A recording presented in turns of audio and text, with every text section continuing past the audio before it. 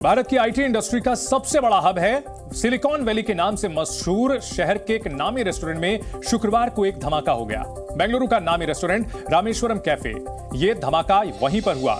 Restaurant में धमाका एक बैग में रखे आईईडी के जरिए किया गया। इस आईईडी को रखने वाला संदिग्ध सीसीटीवी में कैद हुआ। आपको उस संदिग्ध की सीसीटीवी वीडियो दिखाते हैं जिस पर आईईडी बम रखने का शक जांच एजेंसियों को है। इस वीडियो में संदिग्ध के हाथों में एक बैग दिख रहा है। संदिग्ध ने हाथों में अपनी पहचान छिपाने के लिए टोपी पहन रखी है। उसने मुंह पर मास्क भी लगा रखा है। आमतौर पर अब लोगों ने मास्क लगाना बंद कर दिया है। अब तो अस्पतालों में भी मास्क नहीं लगाया जाता। इस शख्स के पहनावे से किसी को भी शक नहीं हुआ और उसने उसका फायदा उठाया और रामेश्वरम कैफे में उसने बैग में रखा हुआ बम प्लांट कर दिया। रामेश्वरम कैफे में घुसने के बाद आरोपी ने काउंटर से रवा इडली का ऑर्डर दिया और फिर रवा इडली लेकर अपनी टेबल पर भी गया, लेकिन उसने ये इडली खाई नहीं। कैफे में अपना बैग छोड़कर वहां से वो निकल गया। कर्नाटक के डिप्टी सीएम के मुताबिक सीसीटीवी में दिख रहे संदिग्ध बेंगलुरु में कई जगहों पर कैमरे में रिकॉर्ड हुआ है, लेकिन अभी तक उसका चेहरा नहीं दिखा है। अब सवाल है कि आखिर उसकी पहचान होगी तो होगी कैसे। संदिग्ध की पहचान के लिए अब जांच एजेंसियां एआई यानी आर्टिफिशियल इंटेलिजेंस की मदद लेने जा रही हैं। मतलब टोपी वाले टेररिस्ट के पीछे एआई पुलिस, और ये पुलिस है जिससे बचना आरोपी के लिए आसान नहीं होगा। एआई कैसे आरोपी को ढूंढने और पहचानने का काम करेगा, आपको ये भी समझाते हैं। आरोपी की फोटो एआई बनाएगा, मास्क हटाकर चेहरा बनाएगा, टोपी हटाकर चेहरा बनाएगा। किस उम्र का आरोपी है ये भी एआई ही बताएगा। दाढ़ी में है या बगैर दाढ़ी के ये भी बताएगा। उसका रंग सांवला है या गोरा, आर्टिफिशियल इंटेलिजेंस के जरिए पता लगाया जाएगा। एआई से बने चेहरे को शहर में ढूंढने में मदद मिलेगी। बेंगलुरु शहर के हर कैमरे को ये एआई खंगालेगा, मिलते जुलते चेहरों की सूचना देगा। आर्टिफिशियल इंटेलिजेंस संदिग्ध को ढूंढने में मदद करेगा, लेकिन बेंगलुरु पुलिस की पकड़ में अभी तक संदिग्ध नहीं आया है। इस धमाके की जांच पुलिस और एनआईए कर रही है। बेंगलुरु बम धमाके की घटना गंभीर है, लेकिन इसे लेकर कर्नाटक की सरकार कितनी गंभीर है ये वहां के मुख्यमंत्री और उप मुख्यमंत्री के बयान से साफ हो जाता है। इस मुद्दे पर दोनों नेताओं के बयान अलग अलग हैं। सबसे पहले आपको कर्नाटक के deputy CM DK Shivakumar का बयान सुनाते हैं। The blast seems to be in a similar way, which they have used, whatever the equipment they have used, look in the same way. So they are also looking at all angles. तो DK Shiv Kumar कह रहे हैं कि बेंगलुरु में जो धमाका हुआ वो मैंगलुरु ब्लास्ट से मिलता जुलता है, उसी मोडस ऑपरेंडी पर किया गया। वहीं राज्य के मुख्यमंत्री सिद्धरमैया उप मुख्यमंत्री से अलग राय रखते हैं। उनके मुताबिक बेंगलुरु और मैंगलुरु धमाके में कोई अंतर, उसमें काफी अंतर है, कोई समानता नहीं दिखती है। ಮ್ಯಾಂಗ್ಳೂರು ಬ್ಲಾಸ್ಟ್ ಇದಕ್ಕೂ ಏನಾದರೂ ಸಂಬಂಧ ಇದೆಯಾ, ಆ ಎವಿಡೆನ್ಸ್ ಎಲ್ಲ ಕಲೆಕ್ಟ್ ಮಾಡ್ತಾ ಇದ್ದಾರೆ. ಆ ಆಂಗಲ್ನಲ್ಲೂ ಕೂಡ ಮ್ಯಾಂಗ್ಳೂರು ಬ್ಲಾಸ್ಟ್ ಇದಕ್ಕೂ ಏನಾದರೂ ಸಂಬಂಧ ಇದೆಯಾ, ಆ ಎವಿಡೆನ್ಸ್ ಎಲ್ಲ ಕಲೆಕ್ಟ್ ಮಾಡ್ತಾ ಇದ್ದಾರೆ. मतलब राज्य के दो बड़े नेताओं के बीच एक गंभीर मामले में किसी तरह का तालमेल नहीं दिख रहा। एक कुछ कह रहा है, दूसरा कुछ और कह रहा है। मैंगलुरु ब्लास्ट कब हुआ था और आखिर क्यों उप मुख्यमंत्री धमाके को मैंगलुरु धमाके से जोड़ रहे हैं, उसके बारे में भी आपको बताते हैं। 19 नवंबर 2022 को मैंगलुरु में धमाका हुआ था। उसमें भी आईईडी का इस्तेमाल किया गया था और यहां बेंगलुरु में जो ब्लास्ट हुआ है वहां भी आईईडी का इस्तेमाल किया गया है। बेंगलुरु में टाइमर लगाया गया था, जबकि रामेश्वर कैफे ब्लास्ट में भी टाइमर का ही इस्तेमाल हुआ है। बाकी बैटरी, डेटोनेटर, नट बोल्ट का इस्तेमाल भी दोनों धमाकों में किया गया। फर्क बस इतना है कि बेंगलुरु में रामेश्वरम कैफे में धमाका हुआ था और बेंगलुरु में ऑटो रिक्शा में रखे कुकर में ब्लास्ट हुआ था। यानी जो टारगेट था वो अलग अलग चुना गया था।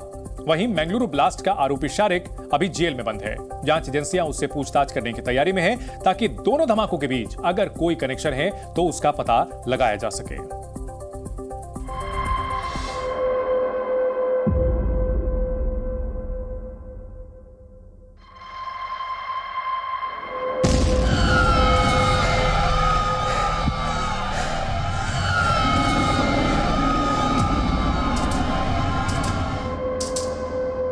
इन तस्वीरों को एक बार फिर ध्यान से देखिए। किसी भी खौफनाक साजिश से बेखबर ये लड़की बेंगलुरु में रामेश्वरम कैफे के काउंटर पर खड़ी है और 10 सेकंड भी नहीं बीतते यहाँ जोरदार धमाका होते ही अफरा तफरी का माहौल बन जाता है। किसी को कुछ नहीं सूझता। आप अंदाजा लगा सकते हैं कि किसी जरूरी काम से आप या आपके परिवार का कोई सदस्य घर से बाहर निकला हो और एक आतंकी घटना कुछ इसी तरह से साजिशकर्ताओं ने रची हो। ये तीनों तस्वीरें इस बात की गवाही हैं कि कोई तो है जो भारत की मजबूत होती अर्थव्यवस्था पर चोट करने की साजिश रच रहा है। सिलिकॉन वैली ऑफ इंडिया के नाम से पूरी दुनिया में बेंगलुरु की अलग पहचान है, जिससे चिंता और बढ़ जाती है।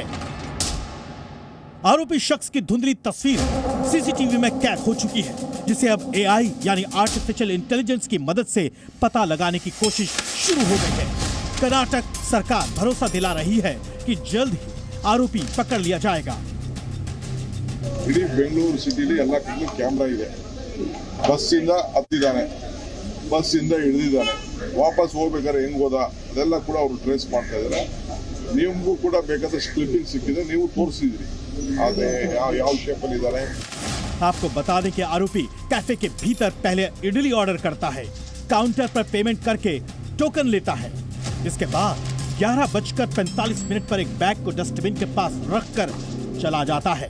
1 घंटे बाद उसी बैग में टाइमर के जरिए धमाका हो जाता है।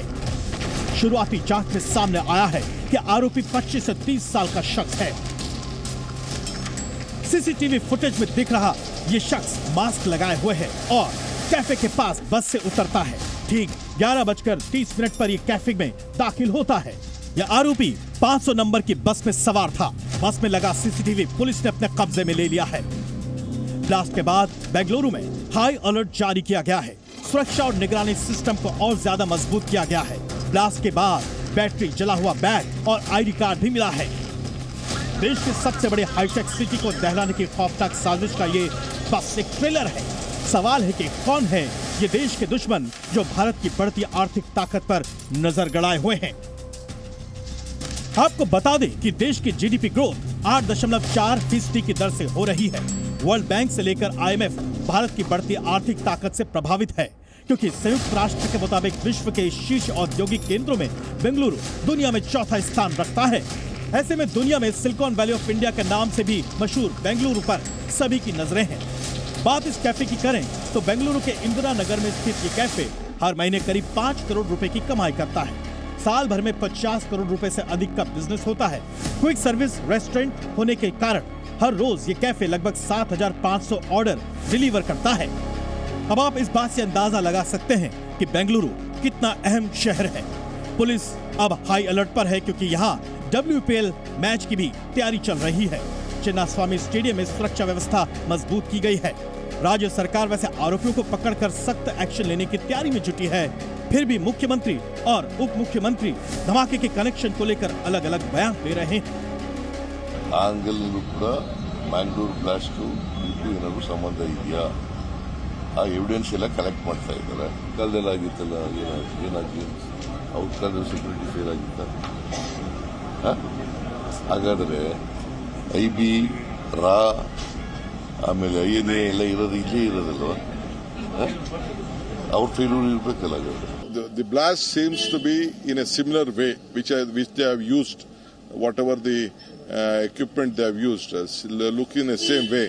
So they are also looking at all angles. When BJP government was there in Mangalore, Shivamogga, all these things has happened. In Parliament also, you know what happened in Parliament. So sometimes we can't blame everyone. जबकि विपक्ष राज्य सरकार पर कट्टरपंथियों को समर्थन देने का आरोप लगा रहा है।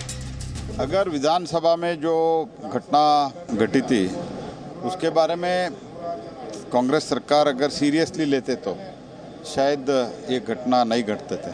इन लोगों को एक तरफ से एनकरेजमेंट कांग्रेस पार्टी से मिल रहे है, सपोर्ट मिल रहा है, संरक्षण मिल रहा है, इसके कारण ये सब चीज हो रहा है।